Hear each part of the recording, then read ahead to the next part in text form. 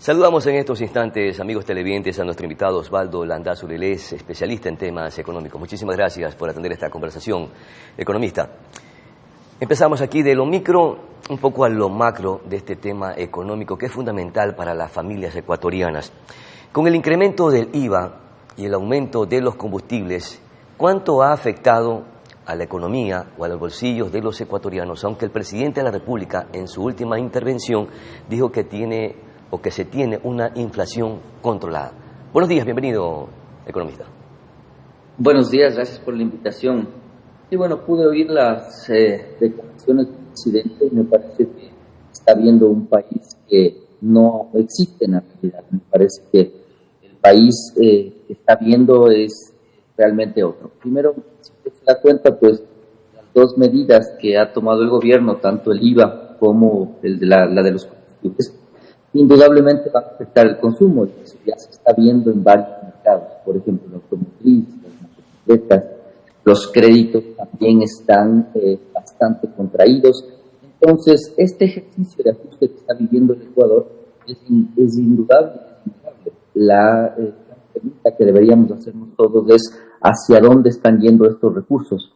Y cuando analizamos aquello, pues la respuesta resulta completamente confusa, vaga, es decir, tenemos todavía un problema de gasto que es muy complejo en el país, y por más que usted trabaje en tener más ingresos, con más impuestos, reducir los subsidios, yo creo firmemente que si es que no trabaja en la eficiencia del Estado, si no entiende un Ecuador distinto, con una estrategia de desarrollo, con un plan económico, con un plan de productividad que ha sido inexistente desde hace muchísimos años, pues probablemente no va a poder arreglar el tema, porque para tener una idea del problema que tenemos, lo de los combustibles ayudará para una quincena de sueldos, quincena, es decir, 2 semanas de la burocracia, y lo del IVA para un mes. Y entonces ahí es donde el Ecuador debe sacar sus conclusiones y entender que como estamos, no vamos a poder generar cambios significativos en la realidad del país. Economista, pero ¿qué hay de cierto que a pesar de las medidas adoptadas por este gobierno, la inflación está controlada? ¿Es un argumento válido del presidente? Lo que pasa es que la inflación no está controlada por la acción del gobierno, está controlada por la dolarización y por las propias medidas que ha tomado el gobierno, es decir, el consumo está frenado. El consumo se ha afectado, y cuando usted tiene una afectación, el consumo en la liquidez, es obvio que va a tener una inflación relativamente controlada. Yo digo relativamente porque usted tuvo, cuando subió el IVA, una inflación de aproximadamente 2.78 en términos anuales y de 1.2 en términos mensuales. Entonces, si se fija en esos números, tampoco es que una inflación en dólares de ese estilo no se le siente en el quehacer de las personas. Lo otro que hay que entender es que en muchos casos la inflación tiene distintas aristas, y lo que estamos viendo cuando analizamos de economía es que la inflación más significativa está en alimentos y bebidas, y entonces eso es lo que más le pega a la gente. Es lo más tangible, y entonces ahí revisemos en qué medida ha afectado a la canasta básica, haciendo una relación antes de las medidas adoptadas por el gobierno, en cuánto estaba la canasta básica, y ahora con las medidas adoptadas, en cuánto está. La canasta básica, cuando asume el gobierno, estaba en menos de 780, 790 dólares aproximadamente. 766 dólares, para precisar. Es correcto. Y ahora la cifra esa llega a 830 dólares en algunas ciudades, por ejemplo, Cuenca, Manta, que son las más caras, y 814 en Quito, por ejemplo. Pero hay otro tema bien interesante en el asunto de la canasta básica, y es que el presidente mencionó que en el último mes había una pequeña disminución, pero cuando uno analiza qué es lo que está pasando en estos indicadores, se da cuenta que, por ejemplo, esa disminución que hicieron en la planilla eléctrica contribuye a ese análisis, pero si usted se fija, es una disminución muy puntual y además muy específica por los problemas de electricidad que vive el país. En términos generales, lo que pasa es que el Ecuador es un país caro, es un país que no tiene empleo y es un país que no invierte. Ahora, decir que el gobierno de Noboa tiene la culpa de esto, no, sería algo no objetivo, es decir, algo que no está pegado a la realidad. Pero lo que sí ha pasado con Noboa es que se ha profundizado el mismo esquema que se había mantenido con Lasso y con Moreno. Entonces, cuando usted ve ese esquema, lo que ha significado es un ajuste fiscal que resulta en tratar de aumentar ingresos que afectan ¿cómo? Que afectan al empleo, que afectan a la inversión y que por otro lado tienen actores públicos que no se ajustan. Es decir, cuando usted ve el salario público, por ejemplo, le sobrepasa en 3, 4 veces al salario privado, en promedio. Pero entonces, ¿era necesaria la medida adoptada por este gobierno porque se tiene que cubrir un hueco fiscal, porque se tiene que también necesariamente darle soporte al presupuesto general del Estado, porque se tienen que asumir deudas impagables? Es decir, ¿necesariamente había que adoptar esta medida o había otra salida para no afectar mayormente al bolsillo de las familias ecuatorianas, principalmente? Lo que sucede es que estas medidas se toman de manera aislada. Entonces, a ver, ¿había que hacer algo con los ingresos? Desde mi punto de vista, probablemente sí, pero no de esta manera. Es decir, usted tenía o podía haber afectado al IVA diferenciado, afectando, por ejemplo, a productos de alta gama, vehículos, perfumes, etcétera. Eso era un camino diferenciar. Pero no iba a tener la misma recaudación, pues el mismo resultado. Hacia allá iba la segunda parte de la respuesta a su consulta. Pero, por otro lado, lo que usted debía hacer es atacarle al gasto del gobierno, es decir, entender cómo usted logra un modelo de desarrollo sostenible. Es decir, si usted se pasa analizando solo el ingreso del sector público, pues probablemente el resultado va a ser el mismo. ¿Cómo quiere usted tener, por ejemplo, empresas eficientes si ni siquiera tenemos balance? Me refiero a las empresas públicas, Petroecuador, CNEL, SELEC. O sea, usted apunta al recorte del tamaño del Estado. No necesariamente. Yo lo que apunto es a la eficiencia del Estado. Y eso sí es bien diferente, porque usted lo que tiene es contratos colectivos, por ejemplo, en salud, que hacen que una persona que conduce una ambulancia en un hospital acá en Quito conduzca un día y descanse 3 por contrato colectivo. Eso es lo que estamos viviendo. Entonces, necesariamente lo que hay que hacer es analizar qué es lo que tiene usted en términos de eficiencia, y eso pasa por dar cuentas a la sociedad. Lo mismo con los GATS. Usted está viendo unos GATS que administran, es discutible aquello, pero administran más o menos el 25% de los ingresos del Estado. Y claro, cuando usted se da cuenta cómo invierten los GATS, qué es lo que están haciendo, también hay temas muy cuestionables. Claro, ¿en qué priorizan los recursos o no? Economista, el presidente también dijo que permanentemente el gobierno está haciendo mediciones y creo que lo hace cada 15 días. Y en ese marco arroja el siguiente resultado. De acuerdo a las mediciones, el 70% de las familias dijo estar mal. El 70% de los ecuatorianos dijo estar mal, mientras que el 58% de las familias dicen que está bien. Aquí hay una contradicción que no logro interpretar. No sé si usted un poco la descifra. Claro, lo que pasa es que el gobierno juega un juego peligroso con las cifras, ¿no? Lo mismo pasa con el empleo joven. Usted recordará aquellas declaraciones que aumenta el empleo, y cuando usted veía los resultados totales de esta cifra, más bien el empleo está pululando alrededor de los 2.800.000 personas dentro de una población económicamente activa de 8 millones y medio más o menos de personas, es decir, el tercio. Si usted toma solo una cifra, claro, verá tal vez que algo aumenta, pero el grueso de la población no tiene empleo y disminuye. Entonces, lo mismo pasa con estos temas. Si usted pregunta respecto a cómo ve el futuro una persona, una familia, puede que tenga una respuesta, pero esa respuesta tiene que analizarse a la luz del contexto que está preguntando. Entonces, lo que debe haber pasado ahí es que usted tal vez le pregunte a la familia si es que está bien o está mal en términos de ingresos, y luego la otra pregunta tiene que ver con el futuro, por ejemplo, cómo le ve usted a la situación económica luego, y entonces ahí usted se da cuenta que, claro, las dos variables no se suman, es decir, no es que usted tiene por un lado 70% y luego 50% adicional.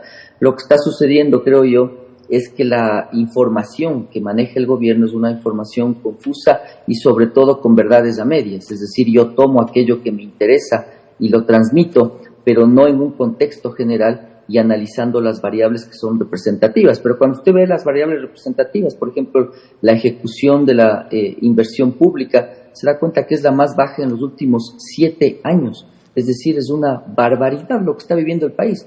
Otro ejemplo del ajuste que yo proponía, usted decía recorte, yo digo no necesariamente. Por ejemplo, yo proponía que los subsidios se dediquen a inversión, es decir, que usted tome algún recurso de los subsidios, y si se da cuenta, aquel eslogan que yo he mencionado de 1 centavo por una escuela en el sector rural, hace muchísimo sentido.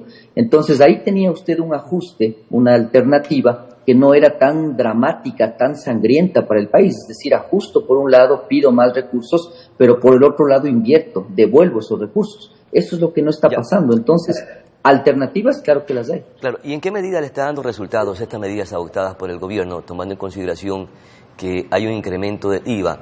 ¿Está existiendo el retorno o las expectativas que tenía el gobierno para sustentar las propuestas que tenía dentro de su planificación? Es decir, ¿ha mejorado las recaudaciones y eso lo sentenció o lo anunció el presidente de la República? Sí, sí, claro que mejor, es que es obvio que mejoran y mejoran fundamentalmente por dos vías. La primera que estamos sintiendo ahora como un gran problema en el sector empresarial es que usted adelantó el impuesto a la renta, acuérdese de eso, es decir, los grandes contribuyentes están pagando antes del impuesto a la renta y eso es lo que en gran medida en el primer cuatrimestre se le siente como un ingreso adicional del Estado, pero luego ya entra el IVA. Y entonces, claro, el IVA, según las cifras, recauda más, eso es indudable. ¿Cuánto está recaudando por concepto de IVA? ¿Los 1.300 millones que tenía como meta? No llega a los 1.300 millones, pero según las cifras que yo Estaba tengo... como en 1.100 la última vez que se anunció o se publicaron las cifras. No sé si las expectativas mejoraron o no. Las expectativas han mejorado, pero no al nivel que el gobierno esperaba. En los datos que yo tengo está alrededor de los 1.000 millones, 1.000 y un poco más millones, y estamos esperando una recaudación total de alrededor de los 15.000 millones de dólares, que sigue estando por debajo de lo que el gobierno esperaba en términos de proyección, porque usted no ha tenido, por ejemplo, la respuesta en la amnistía tributaria, es decir, se ve que ha recaudado muy poco de las grandes empresas. Entonces, lo que le está demostrando esto es que sí está recaudando más. No probablemente mucho más o en la misma proporción que usted subió los impuestos. ¿Por qué? Porque está agravado por el tema del consumo, es decir, la gente está consumiendo menos. Vea los vehículos, vea el consumo en general en términos de ventas, y todo aquello está redundando en un asunto que es bien claro. Y es que el crecimiento económico, que es otra cosa que mencionó el presidente, es un crecimiento... Ha tenido una leve mejoría a propósito del crecimiento económico. Lo que pasa es que eso de leve mejoría también es un asunto que hay que entenderlo. Es más a la luz de la temporalidad de lo que está pasando, ¿no? Es decir, tenemos alrededor del 1%, 1.2%, y otra vez hay que ver la temporalidad, es decir, usted ha tomado recién medidas que probablemente le sienta como ajuste en los siguientes meses. Por ejemplo, el IVA. Es decir, usted vio un mayo que aumentó en consumo en autos, en motocicletas, porque la gente se lanzó a comprar. Entonces, eso probablemente lo que ocasiona es que usted tenga una medición relativamente estable del crecimiento económico, es decir, no tan variable. Pero cuando usted le ve el futuro, la proyección, indudablemente estas medidas van a comenzar a afectar ya en estos meses como lo estamos viendo. Insisto, hoy estamos ya sintiendo un problema de ventas, de cobros que es importante y significativo. ¿Por qué? Porque usted ya recaudó bastante más plata de la sociedad y esa liquidez no está regresando en términos de inversión. Entonces es indudable que va a tener una afectación. Ahora, ese crecimiento económico... Pero hay una afectación que no es tan desproporcionada. ¿O en la medida que transcurra el tiempo se va a sentir mucho más, con mayor peso? O sea, se va a sentir en el bolsillo de los ecuatorianos, eso es lo que me refiero, ¿no? A ver, ya se está sintiendo y es indudable. Y por otro lado, insisto, el desproporcionada quizás es una palabra que habría que contrastarla. Cuando usted ve el sector automotriz, por ejemplo, se da cuenta que la disminución es del 20%. Cuando ve el sector de las motocicletas, que es un indicador interesante porque la gente trabaja con las motocicletas aquí en el Ecuador, se da cuenta que la disminución es del 15% entre el mes de mayo y el mes de junio.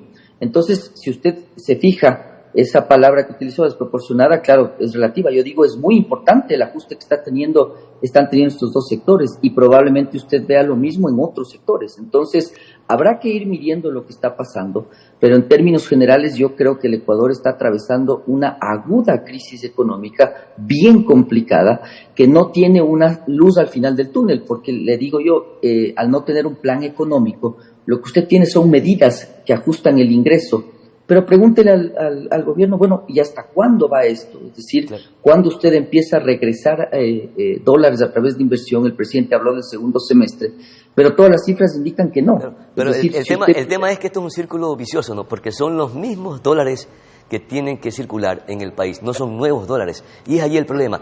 ¿Cuán necesario era importante tener este acuerdo con el Fondo Monetario Internacional y lograr este acuerdo para oxigenar sobre todo esas deudas que mantiene el gobierno? ¿Era necesaria esta boya como una especie de salvación?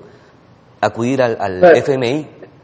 Yo creo que más que necesaria era la única vía que tenía el país. Es decir, no encuentro otro camino que no sea, por ejemplo, tal vez endeudarse otra vez o subir el endeudamiento que tiene con la China, buscar otro país. No le van a prestar plata, ese es el problema.